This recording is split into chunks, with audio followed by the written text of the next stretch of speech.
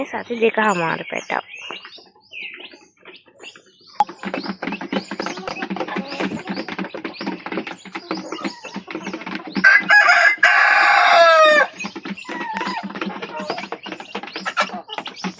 මේ ඉන්නේ කඩකනාත් වල්ගේ.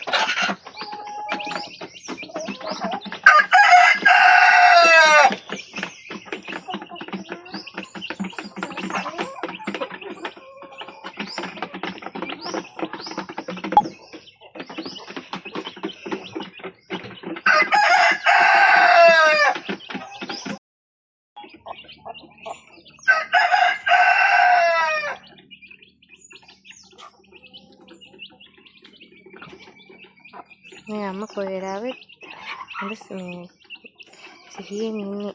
කවුද ළඟට එන්නේ? අපේ මහත්තයාට මෙයා මේ හුරුයි මාව හුරුනේ. ඒ නිසා තමයි ඔය පොඩ්ඩක් බලපල ඉන්නේ මෙයා.